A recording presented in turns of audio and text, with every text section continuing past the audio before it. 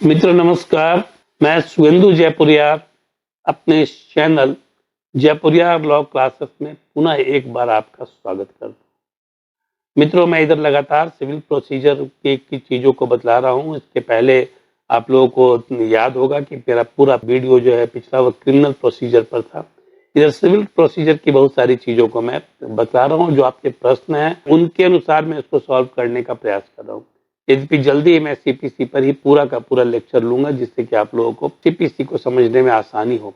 उसके जो सेक्शंस हैं, उसके जो ऑर्डर्स हैं, जो रूल्स हैं, उन सारी चीज़ों को बहुत ही सिंपल तरीके से मैं आप लोगों को समझाने की कोशिश करूंगा और जल्दी ही मैं पूरा लेक्चर के साथ आप लोगों के सामने उपस्थित भी होगा। लेकिन यहाँ पर एक प्रश्न है सीपीसी से ही, सिविल प्रोसीजर का जो है उससे ही एक प्रश्न किया है हमारे एक वकील मित्र ने। उन्होंने कहा है कि यदि किसी केस को या कोई केस दो जगहों पर चल रहा है जिसमें सेम प्लेंटिफ सेम डिफेंडेंट हो और वैसे में यदि उसे ट्रांसफर करना हो किसी दूसरी जगह पर, किसी दोनों में से किसी एक जगह पर, तब ऐसी स्थिति में इसका प्रावधान क्या है। बहुत ही अच्छा प्रश्न है दोस्त, मैं इसका जवाब अभी तुरंत आपको देता हूँ। और इनका दूसरा पार्ट भी उन्होंने जो पूछा है, उसने कहा है कि यदि हम लोग ट्रांसफर कराने की बात करते हैं और उसी दौरान हम लोगों को स्टे भी चाहिए, यदि उसमें उसको स्टे चाहिए कि दूसरे जगह पर जो चल रहा है वह कैसे संभव है, ये भी मैं आपको बतलाता हूँ। ये पूरा एक ही वाद में इन सारी चीज़ों को कैसे निपटाया जा सकता है, इसकी चर्चा मैं करूँगा। तो सबसे पहले मैं आप लोगों को बतला दूं कि सिविल प्रोसीजर कोड के सेक्शन 22 से लेकर सेक्शन 25 तक में वाद के ट्रांसफर, सूट के ट्रांसफर का प्रावधान किया गया है। ठीक है ना, सूट के ट्रांसफर का प्रावधान किया गया। जैसे मैं आप लोगों को यह बतलाऊं कि मान लीजिए कोई व्यक्ति जो प्लेंटिफ है और कोई दूसरा व्यक्ति जो डिफेंडेंट है, और उस लोगों ने सेम सब्जेक्ट मैटर को लेकर, ठीक है, दो अलग अलग जगहों पर वाद फाइल कर दिया है, तब ऐसी स्थिति में उसको एक जगह पर कैसे लाया जा सकता है। तो सबसे पहला तो इसमें प्रोविजन यह है कि यदि मान लीजिए किसी एक व्यक्ति ने कहीं वाद फाइल किया, प्लेंटिफ ने फाइल किया है, और डिफेंडेंट ने दूसरी जगह फाइल किया है, वह प्लेंटिफ बनकर, और दोनों को जब इसकी जानकारी होती है तो यहाँ पर कोर्ट से रिक्वेस्ट कर सकता है, जो मान लीजिए जो कोई एक पक्ष है, रिक्वेस्ट कर सकता है कि इस केस को यहाँ पर शिफ्ट किया जाए। लेकिन दोनों ने यदि यह फाइल कर दिया है कि शिफ्ट किया जाए, तब क्या होगा? तब दोनों की आपसी सहमति से डिसाइड किया जाएगा कि केस को कहाँ शिफ्ट किया जाए। पहला तो प्रोविजन है। लेकिन यदि आपसी सहमति नहीं बनती है, तब ऐसी स्थिति में क्या होगा? तब जैसे सपोज करिए कि कोई भी डिस्ट्रिक्ट के अंदर, मैं सबसे पहले डिस्ट्रिक्ट की बात कर रहा हूँ, डिस्ट्रिक्ट में डिफरेंट जो सिविल जज का जुरिस्डिक्शन है, ठीक है ना, वहां पर दोनों व्यक्तियों ने वाद को फाइल किया हुआ। जैसे सपोज करिए कि आप किसी शहर में रहते हैं और शहर के किसी और या किसी डिस्ट्रिक्ट में रहते हैं, वहां पर एक ब्लॉक में आप रहते हैं, दूसरे ब्लॉक में कोई दूसरा व्यक्ति रहता है, ठीक है। वहां पर किसी एक जमीन को लेकर विवाद है, या फिर मान लीजिए पति पत्नी में विवाद है, वैवाहिक जीवन को लेकर विवाद है, तो एक ने मेंटेनेंस सूट फाइल किया, एक ने डिवोर्स पिटीशन फाइल कर दिया, और सेम डिस्ट्रिक्ट में अलग अलग मजिस्ट्रेट के कोर्ट में फाइल हो गया। तो यहां पर अब ऐसी स्थिति में जब ये दोनों को नोटिस मिलेगा, समन जाएगा, तो पता चला कि दो वाद फाइल हो चुके हैं, तब यहाँ पर व्यक्ति क्या करेगा? यदि जो व्यक्ति एक ही जगह पर ट्रांसफर कराना चाहता है, वह उसको दोनों में सहमति नहीं बनी है, तब वहां पर जो अपीलेट जुरिस्डिक्शन है वहां पर एक वाद फाइल करेगा, ठीक है ना, एक वाद फाइल करेगा। और वो वाद जो फाइल करेगा उसमें रिक्वेस्ट करेगा कि यहाँ पर जो सूट फाइल किया गया है उसको दोनों को एक ही कोर्ट में लाया जाए। ये डिस्ट्रिक्ट के अंतर्गत यदि है तब, ठीक है, डिस्ट्रिक्ट के अंतर्गत यदि है तब, तो यहाँ पर अपीलेट अथॉरिटी जो है उसका जुरिस्डिक्शन है कि वह उसको सूट को क्या करे, एक ही जगह पर क्लब कर दे और दोनों व्यक्तियों को एक ही कोर्ट में हाजिर होने का आदेश दे दे। लेकिन ऐसा करने के पहले कोर्ट दोनों व्यक्तियों की बात को जरूर सुनता है। किसी एक आदमी की बात पर या फिर प्लेंटिफ के बात पर या फिर डिफेंडेंट की बात पर, या फिर दूसरे साइड में प्लेंटिफ और उसके डिफेंडेंट की बात को लेकर वह किसी एक पक्ष को सुनकर निर्णय नहीं लेता है।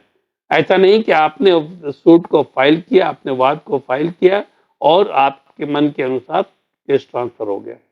दूसरे पक्ष को सुनना ही सुनना है और दूसरे पक्ष को जानने के विचार को जानने के बाद ही कहीं पर कोई केस को एक ही जगह पर ट्रांसफर किया जा सकता है या क्लब किया जा सकता है। ठीक है, अब दूसरा एग्जाम्पल पर मैं आता हूं कि यदि हाई कोर्ट के जुरिसडिक्शन के अंदर है, जैसे सपोज करिए मैं झारखंड में रह रहा हूं और झारखंड में एक जिला हजारीबाग है और दूसरा जिला पलामू है।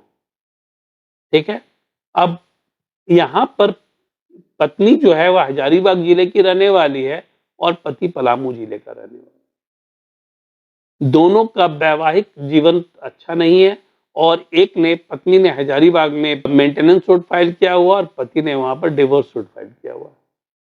तब ऐसी स्थिति में क्या होगा? और दोनों के बीच में सहमति की कोई गुंजाइश नहीं है। तब ऐसी स्थिति में यहां पर मैं आपको बतला दूं कि पक्ष पत्नी का थोड़ा सा मजबूत रहता है, क्योंकि वह फीमेल है तो वहां पर मजबूत रहता है। यहां पर हाई कोर्ट में एक पिटीशन फाइल किया जाएगा। सेक्शन 24 ऑफ द सीपीसी के तहत एक पिटीशन फाइल किया जाएगा, जिसमें कि पूरा फैक्ट्स को बताया जाएगा कि कहां पर क्या है, कहां पर केस चल रहा है, कहां पर केस आपके पति ने फाइल किया है और मेंटेनेंस का पिटीशन आपने कहां फाइल किया हुआ है। तो दूसरा चीज, क्या डिफिकल्टी आ रही है आपको? यदि आप फीमेल हैं तो आप यह बता सकते हैं कि मुझे भाई पलामू आने जाने में परेशानी है, इसीलिए उस केस को हजारीबाग शिफ्ट कर दिया जाए। तो यह प्रेयर होगा आपका। एक तो पहला फैक्ट्स आपको दिया जाएगा, बतलाना होगा।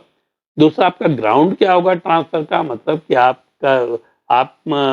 को डिफिकल्टी क्या आ रही है, वो आपका ग्राउंड होगा, आप कैसे ग्रिप्ड हैं। और तब आपका प्रेयर होगा कि उस कोर्ट से इस कोर्ट में, यहाँ पर पलामू के कोर्ट से, पलामू फैमिली कोर्ट से को हजारीबाग फैमिली कोर्ट में ट्रांसफर किया जाए। यह आपका प्रेयर होगा। अब इसके साथ साथ मैं एक बात और भी आपको आपके प्रश्न का जवाब दे दूं। आपने पूछा है कि इसमें वहां पर जो प्रोसीडिंग चल रही है डिवोर्स की, उसको ये जब तक यह केस चल रहा है तब तक उसको स्टे कैसे कराया जा सकता है? तो आप उसमें ही प्रेयर, जो आपका सूट जो आपने फाइल किया है, उसमें ही आप उसको एक प्रेयर में डाल दें। यह पहला प्रेयर आपका होगा कि इस केस को सबसे पहले तो इस पर स्टे दिया जाए और दूसरा प्रेयर आपका होगा इसको ट्रांसफर किया जाए हजारीबाग जिले में। ठीक है ना, या फिर जिस जिले में ABCD, जिस जिले में भी आप रहते हैं या रहते हैं। ठीक है, तो यहाँ पर जैसे कोर्ट में यह मामला जाएगा, हाई कोर्ट में मामला जाएगा, हाई कोर्ट में आपके वकील जब इस चीजों पर बहस करेंगे तब यह बतलाएंगे चीजों, फैक्ट्स के बारे में बताएंगे क्या फैक्ट्स है। ठीक है, उसके साथ साथ आप बोलेंगे कि आप क्या चाहते हैं। तब ऐसी स्थिति में कोर्ट जो है वह अपोजिट पार्टी को, ठीक है ना, जैसे मान लीजिए कि आपने पत्नी ने सूट को फाइल किया है तो पति को वह नोटिस इशू करने का आदेश देंगे। ठीक है, और उसी के साथ जब आपका प्रेयर होगा कि स्टे कर दिया जाए, तो यह कहेंगे कि जब तक उसकी सुनवाई नहीं होती है तब तक वहां पर स्टे किया जाए।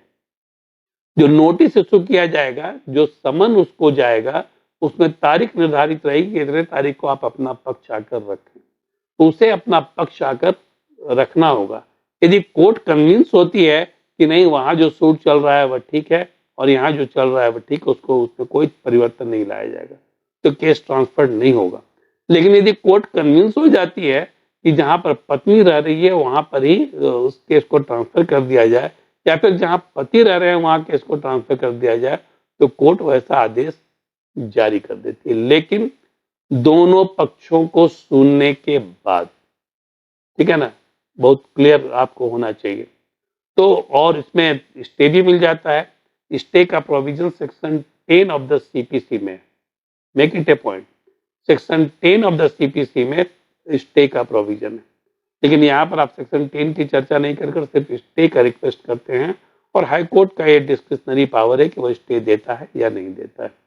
अब आते हैं कि यदि मान लीजिए कि एक व्यक्ति जो ए प्लेंटिफ है वो रांची में रह रहा है और जो बी डिफेंडेंट है वह बेंगलोर में रह रहा है, तो एक आता है झारखंड हाई कोर्ट के जुरिडिक्शन में और दूसरा आता है कर्नाटक हाई कोर्ट के जुरिडिक्शन। ठीक है, तब ऐसी स्थिति में कहां पर फाइल किया जाएगा? तब ऐसी स्थिति में यह सुप्रीम कोर्ट में यह मामला फाइल होगा, क्योंकि ये दोनों में से किसी का जुरिस्डिक्शन, तो एक का जुरिस्डिक्शन झारखंड हाई कोर्ट और दूसरे का high court Karnataka high court है। तो फिर कहां पर यह फाइल होगा? दोनों में से कहीं फाइल हो नहीं सकता है, क्योंकि एक का जुरिस्डिक्शन अलग है, दूसरे का जुरिस्डिक्शन अलग है। लेकिन सुप्रीम कोर्ट में तो पूरे देश का जुरिस्डिक्शन है ना। तो सुप्रीम कोर्ट में सेक्शन 25 के तहत, सेक्शन 25 ऑफ द सीपीसी के तहत यह ट्रांसफर पिटीशन फाइल किया जाएगा और वहां पर भी वही रिक्वेस्ट किया जाएगा। सबसे पहले फैक्ट्स आपको बताना होगा, उसके बाद आप कैसे एग्रीव्ड है ये आपको बताना होगा, क्या परेशानी है, एग्रीव्ड मतलब क्या परेशानी है वो आपको बताना होगा, और तब जाकर, ठीक है ना, आपको क्या आप चाहते हैं ये बतलाना होगा। जैसे आपका प्रेयर है कि सबसे पहले तो स्टे कर दिया जाए वहां जो प्रोसीडिंग चल रही है, और दूसरा इस केस को ट्रांसफर या तो रांची किया जाए या फिर बेंगलुरु है वहां किया जाए। तो दोनों में से जो जहां फाइल करते हैं उसके अनुसार ये सारा चीज डिसाइड होगा। अब दोनों व्यक्तियों ने यदि फाइल कर दिया है मान लीजिए सुप्रीम कोर्ट में